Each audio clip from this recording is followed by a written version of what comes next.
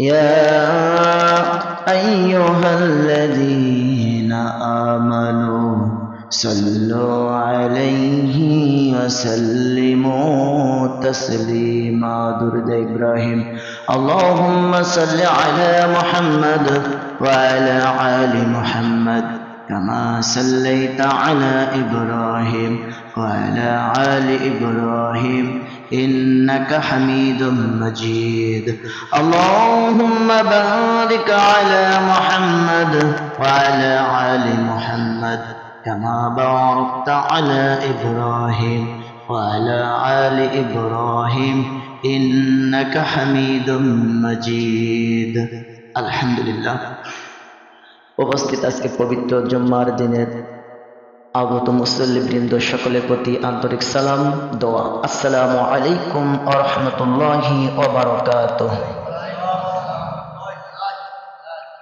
আমরা মহান রবের দরবারে শুকরিয়া আদায় করছি যে আল্লাহ সুবহানাহু ওয়া তাআলা আমাদেরকে আবারও বিগত একটি সপ্তাহ পর আবারও আজকের এই দিনে জুম্মার দিনে সকলকে সমস্ত কাজকর্ম বিশেষ করে যারা চাষি আমরা আছি অনেক কাজ এই কাজকর্ম এখন আমাদের বেশি আল্লাহ রাব্বুল আলামিন তারপরেও যাদেরকে কবুল করেছেন আমরা এই কাজকে দুনিয়ার কাজকে ছোট করে উপেক্ষা করে আল্লাহ রাব্বুল আলামিনের ঘরে এসে হাজিরা দিতে পেরেছি সেজন্য বলছি আলহামদুলিল্লাহ।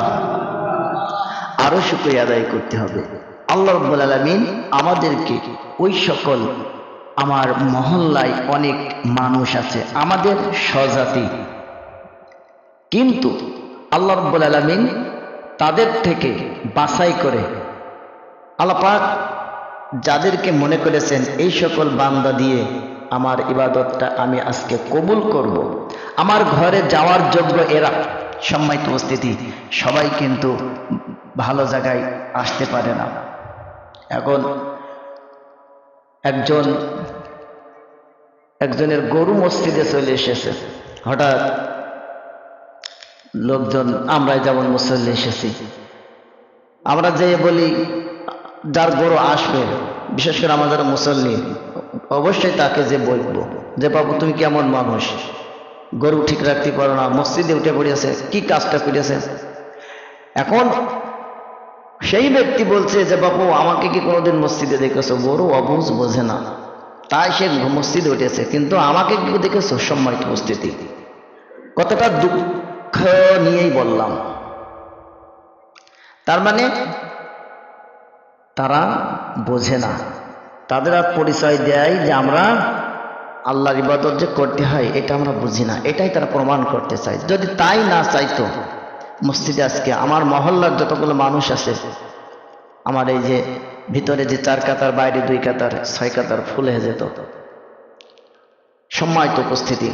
এজন্য আল্লাহ দরবারে আমরা প্রাণ খুলে শুকরিয়া আদায় করছি যে আল্লাহ সুবহানাহু ওয়া তাআলা আমাদেরকে ওই সকল গাফেলদের থেকে আলাদা করে বাছাই করে আল্লাহ রাব্বুল আলামিন মসজিদে আসার তৌফিক দান করেছেন। আর একবার শুকরিয়া আদায় করছি বলছি আলহামদুলিল্লাহ। দুরূদ পাঠ করি আমাদের সেই নেতা যে নেতার আদর্শ অনুসরণ অনুকরণের মধ্যেই কেবলমাত্র শুধুমাত্র চিরকল্যাণ চিরমুক্তি দুনিয়ায় এবং আখিরাতে সেই রাসূলের প্রতি আমরা দুরূদ পাঠ করছি বলছি সাল্লাল্লাহু আলাইহি ওয়াসাল্লাম। সম্মানিত উপস্থিতি আজকে জুম্মার দিন দুরূদে ইব্রাহিম বেশি বেশি করে পাঠ করতে হবে। আমরা নামাজের ভিতরে যে দুরূদে ইব্রাহিম পড়ি মুখ দিয়ে তাসবিহ করতে হলে কোনো ওযু গোসল লাগে না মুখ দিয়ে কারণ আল্লাহ মুখটা পবিত্র করে বানিয়েছেন। আমি কোরআন পড়তে যাবো ওযু করতে হবে কিন্তু মুখ দিয়ে আল্লাহর প্রশংসা তাসবিহ করব এখানে কিন্তু আর কোনো ওজর নেই। আপনি মসজিদে আসতে পারলেন না ওজর নামাজ পড়তে পারলেন না ওজর কোরআন পড়তে পারলেন না ওজর কিন্তু মুখ দিয়ে তাসবিহ পড়তে পারবেন না এটা কোন ওজর আপনি দেখাবেন আপনি পারবেন না। আল্লাহ মুখটা পবিত্র করে রেখেছেন এজন্য মুখ দিয়ে সব সময় তাসবিহ পাঠ করতে হবে আল্লাহর রাসূলের দুরূদ পাঠ করতে হবে। আমরা আরেকবার দুরূদ পাঠ করছি বলছি সাল্লাল্লাহু আলাইহি ওয়াসাল্লাম। সম্মানিত উপস্থিতি যেহেতু আমরা অনেকেই কাজে থাকি এজন্য আমাদের আসতেও অনেক দেরি হয়েছে মুসল্লিরা আমরা নানান কাজে থাকি, যার কারণে আমরা মসজিদে একটু দেরিতে এসে পৌঁছেছি। তো সংক্ষিপ্ত সময় নিয়ে আমি সূরাতুল হুমাযা সংক্ষিপ্ত অনুবাদ এবং সাময়িক কিছু কথা বলার চেষ্টা করব ইনশাআল্লাহ তাআলা। আল্লাহ রাব্বুল আলামিন পবিত্র কুরআনুল কারীমে সূরাতুল হুমাযাতে বলছেন, ওয়াইলুল লিকুল্লি হুমাযাতিল লুমাযা। ওয়াইল মানে ধ্বংস। আল্লাহ পাক বলছেন দুর্ভোগ তাদের জন্য, ওয়াইলুল লিকুল্লি হুমাযাতিল লুমাযা, দুর্ভোগ, হতাশা, লাঞ্ছনা, লাঞ্ছিত, অপমানিত তাদের জন্য। কাদের জন্য? যারা পশ্চাতে মানুষের পিছনে এবং মানুষের সামনে নিন্দা করে, গীবত করে। তাহলে আপনারা বলুন, আল্লাহ রাব্বুল আলামিন দুর্ভোগ কাদের জন্য রেখেছেন? যারা মানুষের গীবত করে। কোথায়? সামনে আর পিছনে, বদনাম, পরনিন্দা। আল্লাহ পাক বলছেন এদের জন্য রয়েছে দুর্ভোগ এবং ভয়াবহ অভিশাপ, লাঞ্ছনা, গঞ্জনা এদের জন্য। তাহলে আমাদের চলার জন্য, আমরা মুসল্লি, আমরা আল্লাহর বান্দা, সেক্ষেত্রে আমাদের সতর্ক হয়ে চলতে হবে। কারণ সংক্ষিপ্ত সময়ের ভিতরে নানান ধরনের আলোচনা হয়ে যায়। কারণ মুখ এটা অটো রিসার্চ, এর তো কোনো রিসার্চ লাগে না। মোবাইলে কথা বলতে হলে টাকা পড়তে হয়, একটা লিমিট আছে। 20 টাকা 100 টাকা পড়লে ওই পরিমাণই কথা হবে, একটা লিমিট আছে। দেখবেন যারা 10 থেকে 20 টাকা মোবাইলে পড়ে তারা কিন্তু যেখানে সেখানে কথা বলে না, ঠিক যেখানে দরকার সেই জায়গায় কথা বলে। আর যাদের অফুরন্ত মিনিট থাকে তারা কিন্তু আগল বাগল জায়গায় সব জায়গায় কথা বলে। সম্মানিত উপস্থিতি, এজন্য আল্লাহ পাক বলছে যে তোমরা লিমিট রাখো, কারণ তোমার এই মুখের হিসাব আমি নেব কাল কিয়ামতের মাঠে। আল্লাহ পাক প্রত্যেকটা অঙ্গ প্রত্যঙ্গের হিসাব নেবে, কারণ তুমি তোমার অঙ্গ প্রত্যঙ্গ কোন কোন কাজে লাগিয়েছো। এজন্য আল্লাহ বলছেন যে ধ্বংস তাদের জন্য যারা মানুষের পিছনে এবং সামনে মানুষের নিন্দা করে, গীবত করে এবং আল্লাযী জামাআ মালা ওয়া আদ্দাদা, যে অর্থ জমায় আর তা গুনে গুনে রেখে দেয়। আল্লাযী জামাআ মালা ওয়া আদ্দাদা, তাদের জন্য দুর্ভোগ, তাদের জন্য আমার লানত, তাদের জন্য আমার অভিশাপ, যারা নিজেদের অর্থ, টাকা পয়সা জমায় তা গুনে গুনে রাখে। গুনে গুনে রাখে মানে সে আমার দিনের কাজে ব্যয় করে না, আল্লাহর রাস্তায় ব্যয় করে না। এই সম্পদ সে অটুট করে সিন্ধুকে মজুত করে রেখে দেয়, লকারে মজুত করে রেখে দেয় এবং কয়তলা বাড়ি করবে, কয় বিঘা জমি কিনবে, এই শুধু চিন্তা। কিন্তু তার যে আমি অর্থ সম্পদ দিলাম, টাকা পয়সা দিলাম, এই টাকা পয়সা খরচ করে আমার নিদর্শনগুলো একটুও দেখতে গেল না, আমার নিদর্শন একটু অনুসরণ করলো না, অন্বেষণ করলো না, খুঁজলো না। আমি যে আমার বাইতুল্লাহ করে রেখেছি, বাইতুল্লাহ ঘর, আল্লাহর প্রিয় কাবা ঘর রাখা হয়েছে। যারা হজে যাওয়ার জন্য প্রস্তুত, ম্যাক্সিমাম মানুষ আছি আমরা, অধিকাংশ মানুষ আমরা আছি যারা চাইলেই হজ করলে করতে পারি। কারণ এখন তো হজের বেশি টাকা লাগছে না। আগে যাই অন্যায় জুলুম হয়েছে, কিন্তু এখন এসে হজে যাওয়ার জন্য টাকা পয়সা অনেক সংক্ষিপ্ত করা হয়েছে। কারণ 2-5 লাখ টাকা দিয়ে আমি গাড়ি কিনছি, বাড়ি কিনছি, জমি কিনছি। আমি যদি এখন মারা যাই, বিশ্বাস করেন আপনি মারা যাবেন, ওই 2-5 লাখ টাকার সম্পদ আপনার কাফনের সাথে যাবে না। যাবে? এ কথা কি কেউ বিশ্বাস করেন যাবে? না, কেউ বিশ্বাস করে না। কিন্তু আল্লাহ রাস্তায় আমরা খরচও করতে চাই না। যদি ওই যাবো, যদি পারি না, নিয়তটা যদি করা হয়, কঠিন নিয়ত যদি হয়, কিভাবে আল্লাহ আপনার সুযোগ করে দেবেন আপনি টের পাবেন না। আপনি খাঁটি নিয়ত করবেন যে আমি আমার অর্থ সম্পদগুলো আল্লাহ রাস্তায় ব্যয় করবো, পবিত্র কাবাঘর আমি তাওয়াফ করব। কিভাবে আল্লাহ আপনার সময় দিয়ে দেবে আর কিভাবে আপনি অর্থ সম্পদগুলো আপনার উপার্জিত হয়ে যাবে আপনি টেরই পাবেন না। নিয়ত লাগবে করা। সম্মানিত উপস্থিতি, আল্লাহ পাক বলছেন আল্লাযী জামাআ মালা ওয়া আদ্দাদা, যারা তাদের অর্থ জমা এবং গুনে গুনে রাখে, আর ইয়াহসাবু আন্না মালাহু আখলাদা, সে ধারণা করে। দেখেন আল্লাহ পাক এই কথা পরবর্তী আয়াতে বলে দিয়েছেন যে কেন সে টাকা গুনে গুনে রাখে, কেন জমা করে। আল্লাহ পাক বলে দিয়েছেন ইয়াহসাবু আন্না মালাহু আখলাদা, সে ধারণা করে যে তার অর্থ তাকে অমর করে রাখবে। সুবহানাল্লাহ বলেন। আল্লাহ পাকের কি সুন্দর নিদর্শন, কি জবাব আল্লাহ নিজেই দিয়ে দিচ্ছেন। আপনি আপনার মনের সাথে মিলান, আপনি কি চান। আল্লাহর কথাগুলোকে মিথ্যা হতে পারে বলেন না। ইয়াহসাবু আন্না মালাহু আখলাদা, সে ধারণা করে, সে মনে করে যে তার এই টাকা পয়সা, তার এই অর্থ সম্পদ তার জন্য অমর করে রাখবে। সারা জীবন সে এই টাকার উপরেই থাকতে পারবে, এই সম্পদই তার সাথে যাবে। আপনি একটুখানি চোখ বোঝেন, জীবিত অবস্থায় আপনি মারা যান, জীবিত হয়ে মারা যান।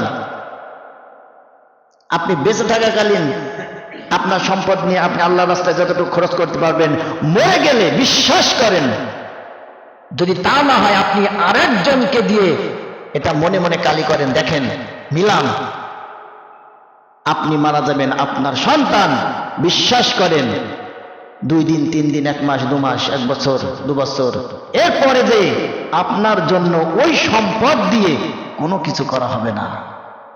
আপনার অর্জিত সম্পদ, আপনার তৈরি করা সম্পদ, কষ্ট করে কামাই করা সম্পদ দিয়ে আপনার জন্য কোনো সাদকা জারিয়া হবে না, হবে না, সচরাচর হয় না, একেবারেই হবে না বললে এটাও ভুল। অনেক অনেক সন্তান আছে যে তাদের পিতামাতার জন্য ব্যয় করে, খরচ করে, ম্যাক্সিমাম মানে অধিকাংশ এমন। একটু ভেবেন, আপনার টাকা আছে, আপনি আল্লাহ রাস্তায় ঘুরে আসেন।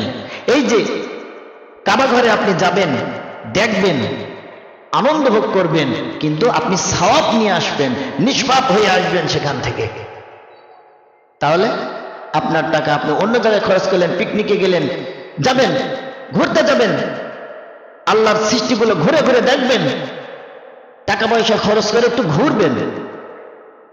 টাকা পয়সা রেখে মারা যাওয়ার থেকে একটু টাকা পয়সা খরচ করে একটু ঘুরে ঘুরে আল্লাহর দুনিয়াটা একটু দেখবেন, আল্লাহর সৃষ্টিগুলো দেখবেন, আর একটু শুকরিয়া আদায় করবেন। দেখবেন আপনার মন ভালো হয়ে যাবে, আপনার ব্রেন পরিষ্কার হয়ে যাবে, আল্লাহর প্রতি আপনার ভালোবাসা, দয়া মায়া এগুলো বৃদ্ধি পাবে।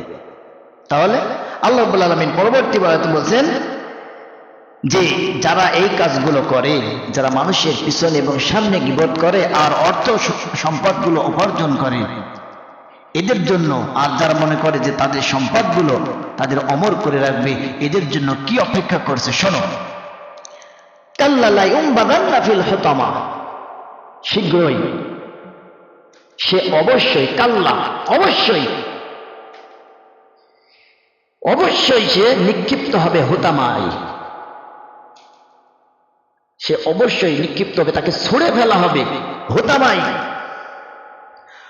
ওমা আদরাকা মা হুতামা, হুতামা কি তুমি কি জানো? আল্লাহ রাব্বুল আলামিন বলছেন ওমা আদরাকা মা হুতামা, হুতামা কি জানো? সেটা হচ্ছে নারুল্লাহিল মুকদা। হুতামা হচ্ছে ওটা আল্লাহর প্রজ্বলিত হুতাশন আগুন।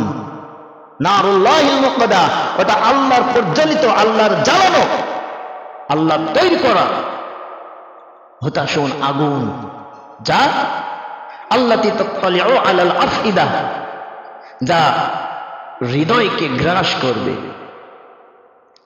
আগুন, দুনিয়ার আগুন যদি হাতে লাগে হাতের স্থানটা পুড়ে যাবে, পায়ে লাগলে পার স্থানটা পুড়ে যাবে, শরীরের যে কোনো স্থানে লাগবে সেই জায়গাটা দুনিয়ার আগুনটাই পুড়ে যাবে, ঝলসে যাবে।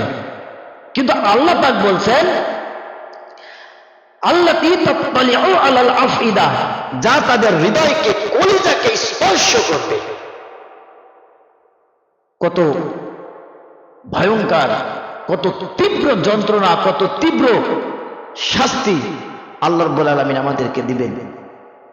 কত ভয়াবহ শাস্তি।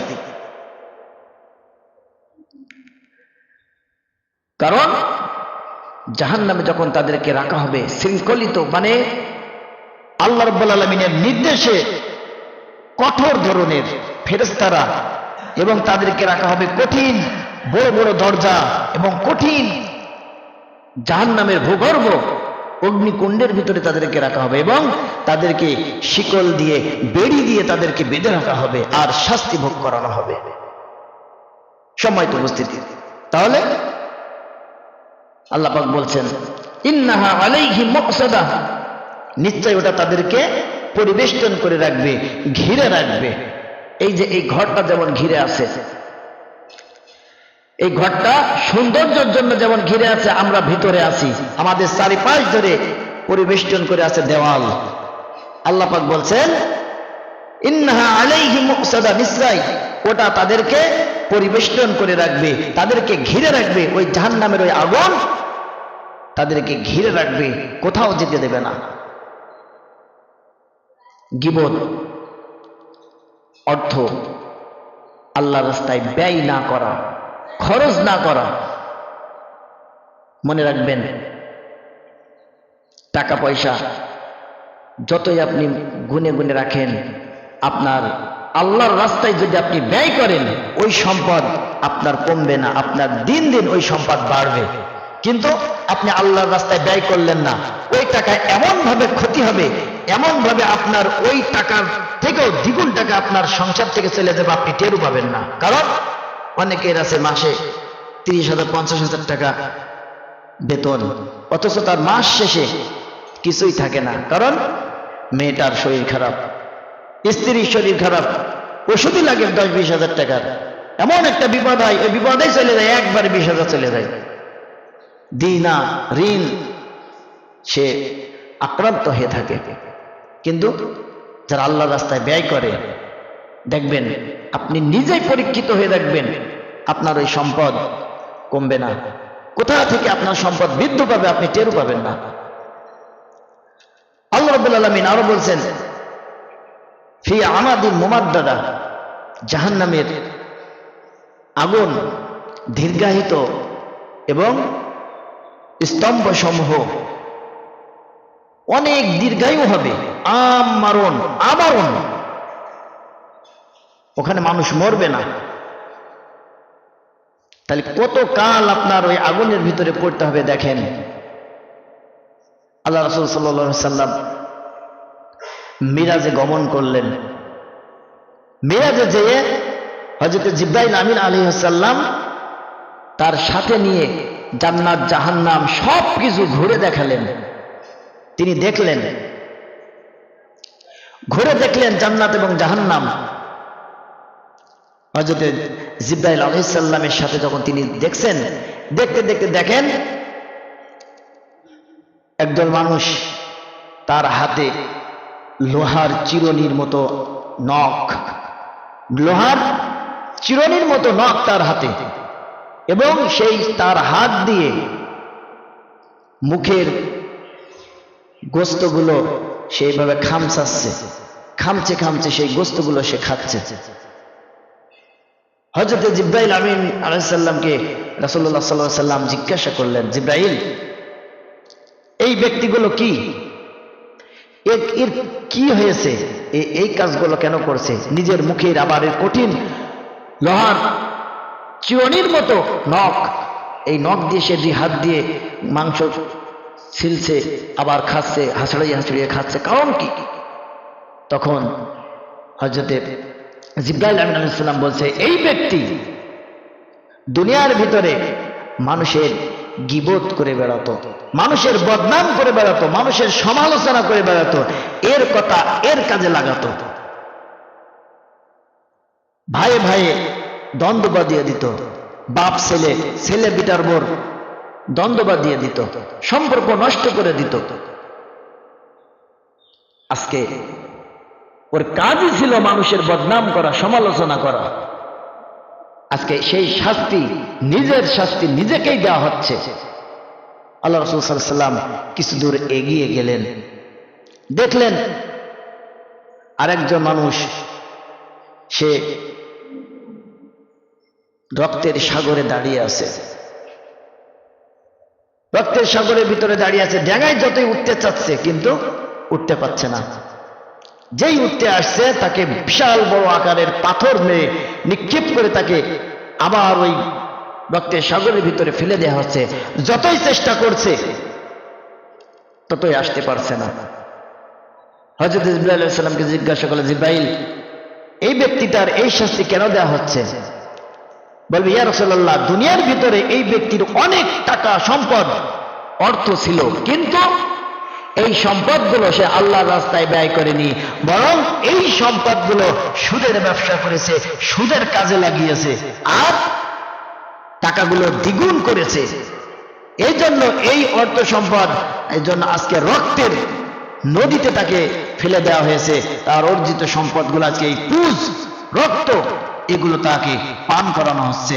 যতই সে উঠে আসতে চাচ্ছে আবার তাকে ফেলে দেওয়া হচ্ছে। এই শাস্তি বিচার কিয়ামত পর্যন্ত চলতে থাকবে।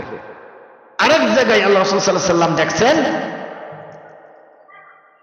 আরেক ব্যক্তিকে এক পাথরের উপরে রেখে আরেক পাথর দিয়ে মাথা আলাদা করে ফেলা হচ্ছে, ভেঙে ফেলা হচ্ছে।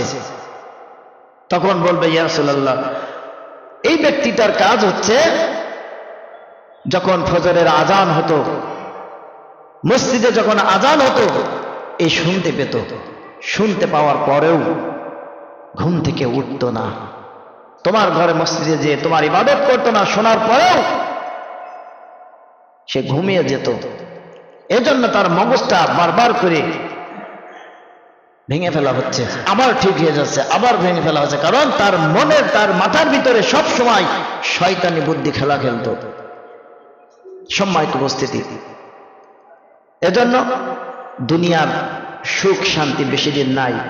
আমরা এও জানি যে দুনিয়াতে কৃপণতা করে, বকিলতা করে কেউ অন্তত মারা যাবার সময় কাফনের কাপড়ের সাথে অর্থ সম্পদগুলো নিয়ে যেতে পারেনি। এজন্য আমাদের চেষ্টা থাকবে আমরা যেন আল্লাহর রাস্তায় ব্যয় করি এবং ওই সম্পদ ব্যয় করে দুনিয়াটা ঘুরে দেখতে পারি। কাবা ঘরে যাওয়ার মতন সমর্থ শক্তি যদি আমাদের থাকে আর নাও থাকে, তাহলে আমরা কঠিন নিয়ত করে চেষ্টা করতে পারি। আল্লাহ পাক আমাদেরকে কবুল করবেন এবং আমরা মানুষের নিন্দা থেকে বেঁচে থাকতে চাই। আর একটি বিষয় হচ্ছে, আল্লাহ রাসূল সাল্লাল্লাহু আলাইহি ওয়াসাল্লাম দেখেন, কোন পাপের ব্যাপারে এত বড় কঠিন শাস্তির কথা বলা হয়নি যা এই গীবত সম্পর্কে বলা হয়েছে। আল্লাহ রাসূল সাল্লাল্লাহু আলাইহি ওয়াসাল্লাম বলছেন যে মানুষের গীবত করে সে যেন তার আপন মরা ভাইয়ের গোশত চামচ দিয়ে কেটে কেটে কেটে কেটে কাঁচা গোশত হাত দিয়ে খায়। যে ব্যক্তি গীবত করে সে আপন মরা ভাইয়ের গোশত চিবিয়ে চিবিয়ে খায়। সম্মানিত উপস্থিতি, কত ভয়ঙ্কর! এজন্য আল্লাহ আমাদেরকে মানুষের বদনাম, গীবত, সমালোচনা এবং কৃপণতা থেকে আল্লাহ পাক আমাদেরকে বাঁচান।